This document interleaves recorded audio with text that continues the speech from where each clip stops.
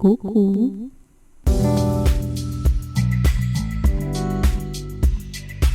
Проснулась этим утром и из вчерашних заметок записала для тебя подкаст. Прекрасного дня. Послушаешь? Сегодняшнее свое доброе утро провожу с вами. И на самом деле не очень много времени займу, потому что сейчас нам нужно определиться с главной темой. Потому что количество мастеров и клиентов, говорящих или на самом деле молчащих об вот этой проблеме, с каждым годом вообще не уменьшается. Это одна супер проблема. Краснота глаз после наращивания. И я намеренно ее сужаю до красноты после наращивания, в частности ожоги, так как нередко вот эта краснота глаз интерпретируется как симптом, например, аллергической реакции. И отчасти это правда, но не всегда. Вот давайте разбираться.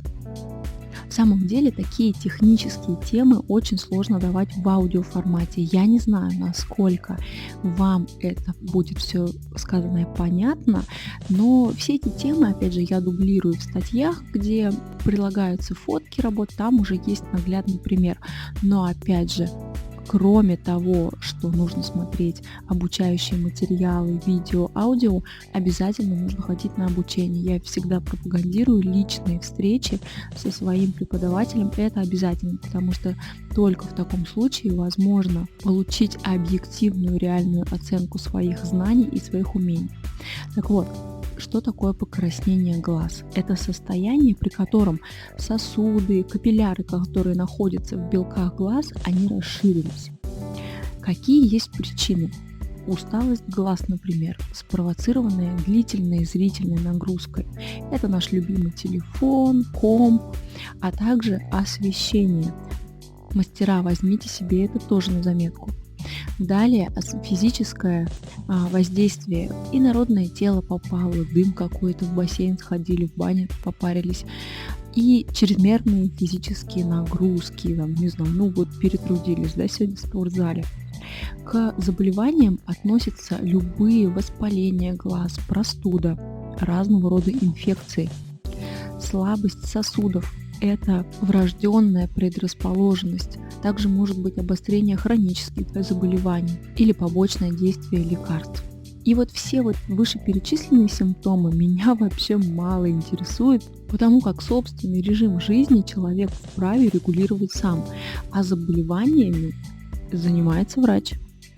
Следующие же 3 симптома находятся непосредственно в центре моего внимания. Это аллергическая реакция, травматизация патчем и ожог от препарата для наращивания ресниц. Вот давайте сейчас по порядку. Аллергия – это такое заболевание, когда есть нежелательная, неожиданная реакция иммунной системы на воздействие каких-либо веществ, которые в принципе обычно не должны приводить к заболеванию и нанести какой-то вред человеку. Например, продукты питания, лекарственные средства, пыльца, химические вещества, все что угодно. Аллергическая реакция может вызывать огромную массу различных симптомов. Например, сыпь и чесотка, если был контакт с кожей. Боли в животе, если что-то случилось в системе пищеварения. Приступы астмы при участии дыхательных путей, а также насморк, слезы, зуд лица, гортань, отек, анафилактический шок. Вот здесь важно знать, что аллергическая реакция возникает при любой дозе аллергена и проявляется достаточно быстро. В зависимости от организма и аллергена реакция может занимать от нескольких минут до нескольких часов. И устранить любую аллергическую реакцию возможно лишь убрав раздражитель. Так вот, возвращаясь к ресницам. При контакте с аллергеном организм дает общий ответ симптомами. Чаще всего это зуд, отек, покраснение, слезотечение, и разные прочие другие. И на обоих глазах одновременно. На одном глазу отек или покраснело в определенном месте, скорее всего, это вообще не про аллергию. Это важно понимать. Есть неочевидный тест, который можно предлагать клиенту в ответ на его жалобу об аллергии, когда из симптомов вот есть только краснота и больше ничего. Потому как краснота как отдельный симптом не всегда, скорее даже никогда не является аллергической реакцией. Этот метод не всегда, конечно, гарантирует стопроцентный ответ. Нельзя сказать абсолютно точно без личного осмотра. Как раз таки личный осмотр скажет о всем произошедшем вот прям с точностью. Но как вариант такой дистанционной диагностики это вполне рабочий инструмент. Так, например, очень частая практика, клиенты, пришедшие от другого мастера, они звонят или пишут вам с запросом сделать наращивание на гипоаллергенных материалах, потому что у них аллергия на наращивание. И если у них сейчас есть ресницы, то чаще всего нужно задать один вопрос: есть ли у вас дискомфорт при прикосновении к ресницам или зажмуривании глаз. И если клиенту что-то тянет, мешает, больно, неприятно, то, скорее всего, здесь нет никакой аллергической реакции, нарушена технология наращивания.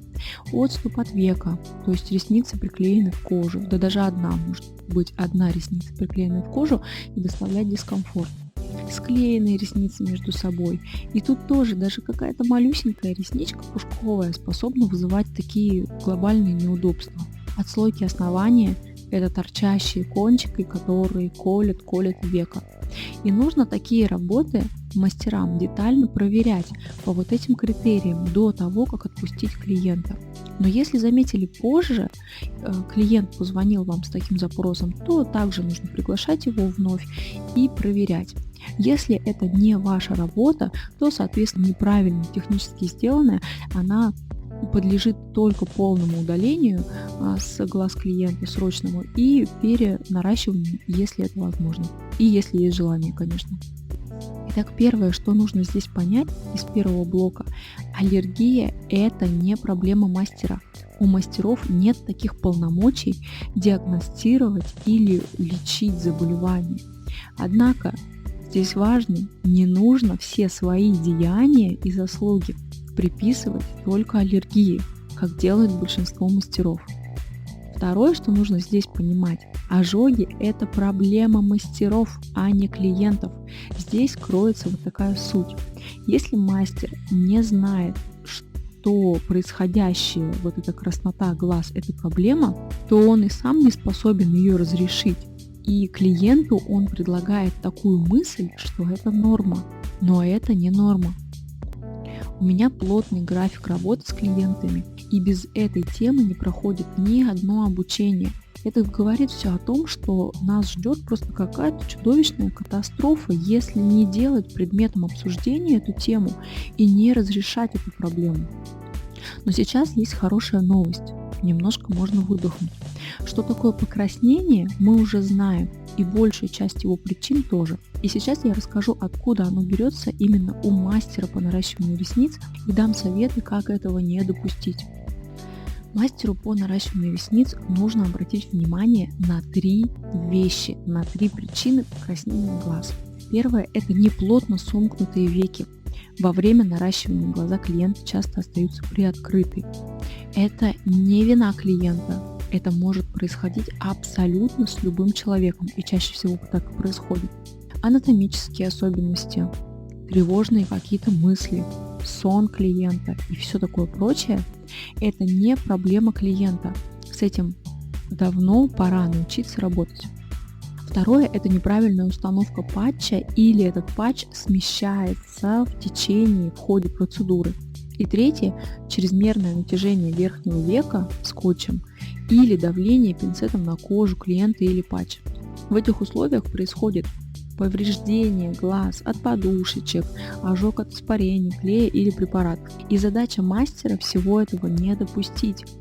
Это вполне реально. Есть конкретные советы, которые помогают этого избежать. Их нельзя просто-напросто игнорировать, потому что мастер наносит колоссальный вред здоровью клиента, говоря о том, что это просто аллергическая реакция и это норма.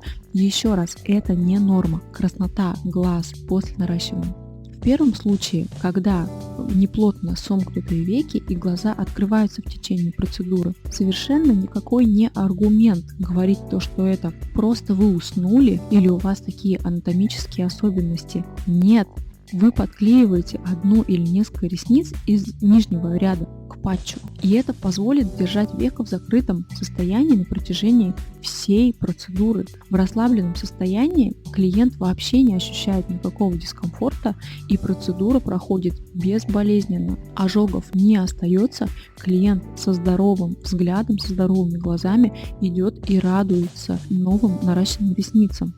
Во втором случае на протяжении всей процедуры нужно следить, чтобы подушечка, пластырь, патч не упирался в верхнее веко, и при необходимости полностью переподготовить свою рабочую зону и заменить патч. Очень часто мастера игнорируют этот факт. Им и самим уже неудобно сидеть работать, и клиенту это доставляет дискомфорт. И вместо того, чтобы просто-напросто переделать все заново, они продолжают таким образом работать, страдают сами и заставляют страдать своих клиентов. В третьем случае, при натяжении века, важно перемещать пластырь именно к месту работы и следить, чтобы веко и ресницы, они не изменяли своего естественного положения, в том числе от касания инструментов. Во всех описанных ситуациях имеет место работать с глазами по очереди, а иногда в действительно сложных случаях можно устанавливать патч на нижнее веко непосредственно перед началом работы, а не заранее. Я имею в виду заклеить сначала одно нижнее веко и полностью проработать ресницы, снять его и затем только приступить к приклеиванию патча на второе веко. Эти все методы повседневно я сама лично использую.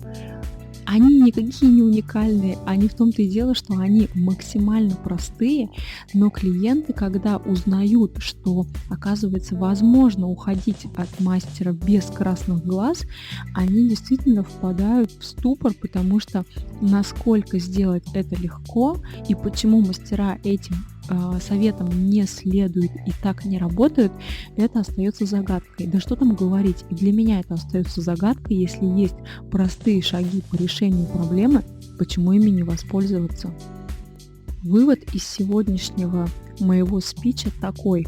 Усталость и симптомы сухого глаза никто не отменял. Ни у мастера, ни у клиента, поэтому умеренная физическая активность, свежий воздух, своевременный отдых, периодический отказ от устройств вам помогут все-таки снять напряжение с глаз. При возникновении реальной аллергической реакции со всеми ее симптомами, не только краснота, необходимо срочно убирать раздражитель и обращаться к врачу, а также плотно сомкнутые веки клиентов в течение всей процедуры и отсутствие контакта материалов и инструментов с глазами, все это поможет вам в работе, и никакой красноты глаз у ваших клиентов больше не будет.